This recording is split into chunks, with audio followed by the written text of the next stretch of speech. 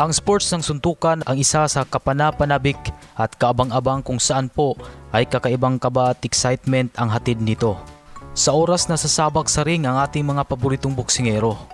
Para po sa lahat ng mga mahilig sa maaksyong pampalakasan, nakakamanghang masaksihan ang dalawang boksingerong walang takot na nagpapalitan ng suntok upang makakapaghatid ng matitinding aksyon sa mga manunood. Itinuturing na sila ang mga prize fighters na buong pusong lumalaban para sa karangalan at para sa ikakagalak ng lahat. Ngayon ay ating isa-isahin ang mga kapanapanabik na boksingero sa kasaysayan. Kilala na isa sa pinakamahusay at pinakamautak na pressure fighter sa kasaysayan at nakakasabik panuorin ang bawat laban ni Gennady Triple G Golovkin. Sumikat siya dahil sa kanyang galing at epektibong pamamaraan sa paglaban. Ang kanyang mabibigat na suntok na may unique timing at pinpoint accuracy ang nangunguna sa kanyang matibay na sandata, kung saan ay nandyan na at makikita ang knockout power ni Golovkin dahil sa 36 sa kanyang 41 panalo ay nagtapos sa knockout. Palagi din ang kanyang talento sa pagsukat ng distansya at pag-a-apply ng matinding pressure sa kalaban. Kahanga-hanga rin ang malabakal na panga ni Triple G at para bang ginawang snacks lang niya ang malalakas na suntok na tinatanggap mula sa kalaban. Ito ang dahilan kung bakit kinakatakutan sa ring ang number 1 of the greatest middleweight na si Gennady Triple G Golovkin. Samantala, isa sa karapat-dapat na ikatuwa ng boxing world ngayon ang pagkakaroon ng boxer na katulad ni Canelo Alvarez, kung saan ay nakakatuwang panoorin na mayroong boxers na katulad ni Canelo, isang boksingero na handang labanan ang mga pinakamahusay at hindi aatrasan ang matitinding hamon para sa legasiya at karangalan. Si Canelo Alvarez ay kilala ngayon bilang isa sa superstar ng boxing kasi nga kung boxing skills, achievement at entertainment ang pag-uusapan ay naibibigay niya ito sa mga fans. Sa bawat laban niyang nasaksihan ng mga fans ang pag-evolve ng kanyang boxing skills. Mas mautak na si Canelo ngayon at mas kalkulado ang mga binibitawang suntok. Sino ba namang Pinoy boxing fans ang hindi nakakilala kay El Delivery Eric Morales? Presko pa sa ating alaala ang laban nila ng ating pambansang kamao. Si Morales lang naman ang nagbigay sa ating pambansang kamao ng kanyang unang pagkatalo sa Amerika at ginawa niya ito ng hindi tumatakbo. Pinili niyang makipagsabayan at makipagpalitan ng suntok kay Manny Pacquiao. Ito nga ang dahilan kung bakit kahit mga Pinoy ay kinagigiliwan si Eric Morales. Nandyan din ang hindi malilimutang trilogy laban sa isa pang alamat ng Mexico na si Marco Antonio Barrera. Bawat laban nga nila ay pawang mga boxing classics. Nakakatuwang saksihan ang mga mabibilis na kombinasyon at mapaglinlang na feins ni Morales. Dalang-dala din ito ang dugong Mexicano na walang takot at lalo pang tumatapang kapag ito ay nasasaktan. Kung mahilig ka manood ng mga boxing highlights, malamang ay nakakita ka na ng isa sa nakakamanghang videos ni Prince Naseem Hamed. Pero kung inyong nasubaybayan ang kanyang boxing career at mga highlights, ay sumasalamin sa kanyang naging karera sa boxing. Sumikat si Prince Naseem noong 1990s dahil sa kanyang kakaiba at kapanapanabik na estilo ng pagkikipaglaban. Idagdag pa ang kanyang maangas na mukha. Mabilis na tumunog sa boxing world si Prince Naseem Hamed. Kung pagmamasdan mo ang mga galaw ni Hamed, tila parang naglalaro lang ito, kaya't sa una ay parang nakakatawang panoorin. Ngunit kapag tumama ang kanyang mga suntok, ay dito mo na makikita na seryoso ang kanyang punching power at kaya nitong magpatulog. Nakakamangha din ang kanyang galing makapag-generate ng power mula sa mga suntok na parang alanganin at marami din ang nagmumula sa di pangkaraniwang anggulo. Maagang nagretiro si Hamed sa mundo ng boxing. Itinuturing pa rin siya bilang one of the greatest British boxer of all time. Ating balikan kung gaano kahusay ang isang prime Oscar de la Hoya at kung gaanong nakakapaghatid ng saya ang kanyang bawat laban. Bago pa man nakilala at sumikat sina Manny Pacquiao at Floyd Mayweather Jr. ay nauna nang kinagiliwan ng mga tao si Oscar de la Hoya dahil sa kanyang taglay na galing at karisma. Mabilis siyang naging household name sa Amerika at iba't ibang bahagi ng mundo. Talaga namang inaabangan ang kanyang mga laban. May mga mataas na pay-per-view buys. Naging kampiyon si De La Hoya sa 6 na weight division at nagkamit siya ng gintong medalya sa Summer Olympics noong 1992. Walang inaatrasang laban noon ang Golden Boy ng boxing.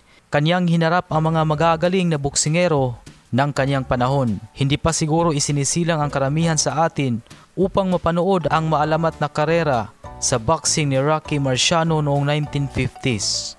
Sumikat si Rocky dahil sa kanyang walang humpay na pagkikipaglaban. Meron siyang mabibigat na suntok at matibay na panga. Nandyan ang kanyang unique fighting spirit sa itaas ng ring. Ayon sa mga mahuhusay na boksingerong kanyang nakatapat, pinupunan daw ni Rocky ang anumang kakulangan sa skills ng pambihirang sipag, determinasyon at kagustuhang manalo.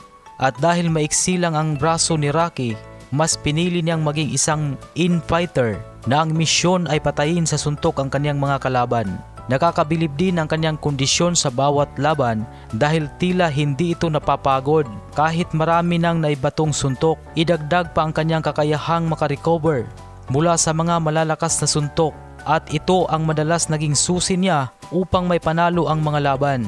Ilan sa kanyang mga mapagkakatiwalaan ay ang pamusong right cross at ang kanyang delikadong right hook. Si Rocky Marciano ang tanging heavyweight champion na nagretirong walang talo sa record na 49-0 at 43 dito ay sa pamamagitan ng knockout. Ito naman ang mga laban ni Arturo Gatti.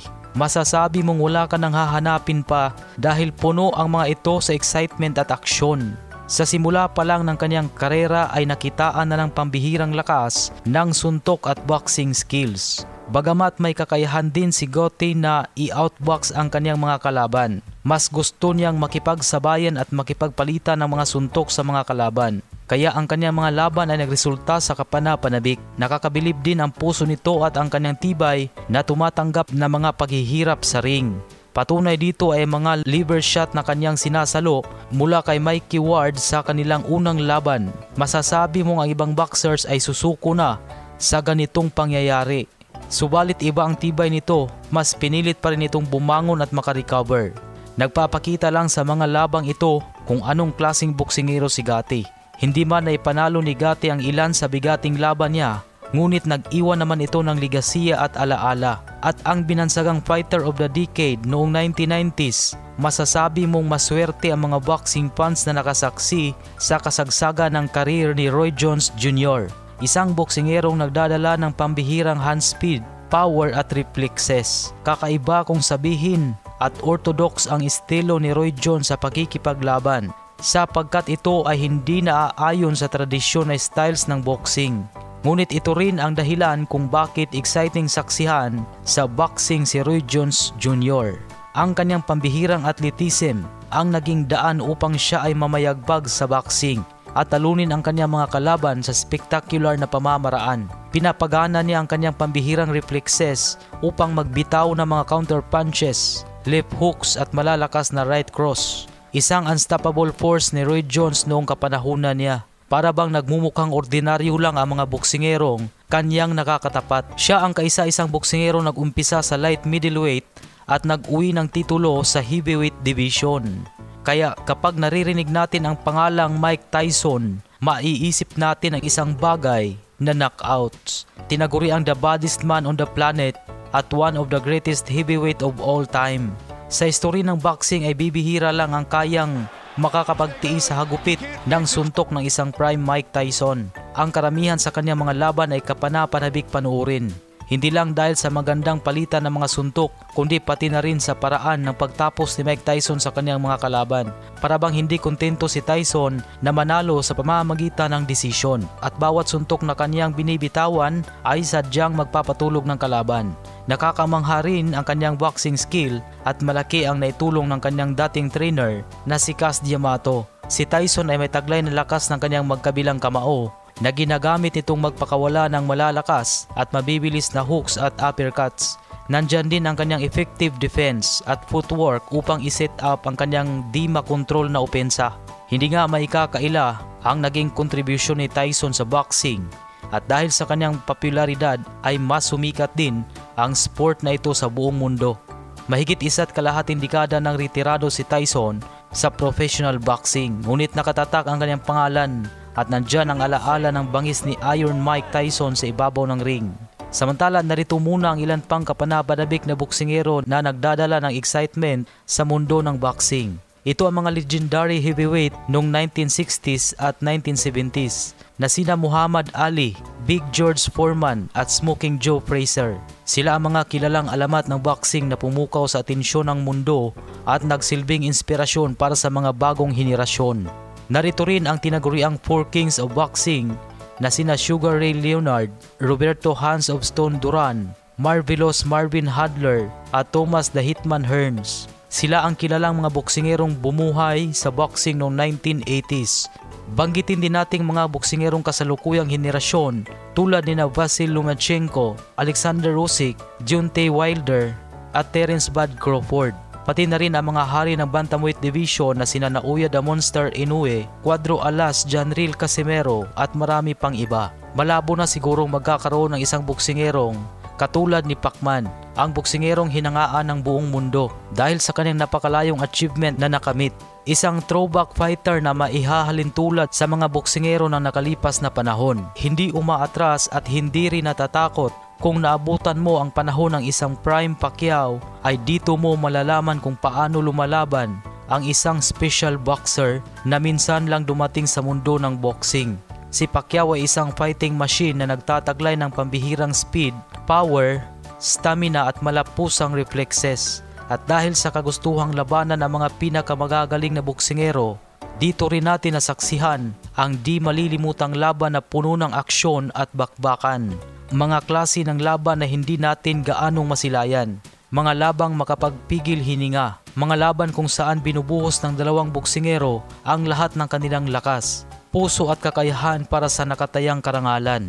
Ito ang naging dahilan kung bakit ang alamat ni Manny Pacquiao ay Chuck patuloy pa ring pinag-uusapan sa mga darating pang panahon. Nakatatak na ang kanyang 8th division record sa kasaysayan. Ngunit ang mas nakakamangha dito ay ang kalibre ng mga boksingerong kanyang hinarap habang siya ay umaakyat ng timbang. Kahit gaano man kalaki ang kalaban at kahit gaano man ito kagaling, walang takot pa ring hinarap ng ating pambansang kamao ang mga ito upang ipakita sa buong mundo ang tapang ng pusong Pinoy.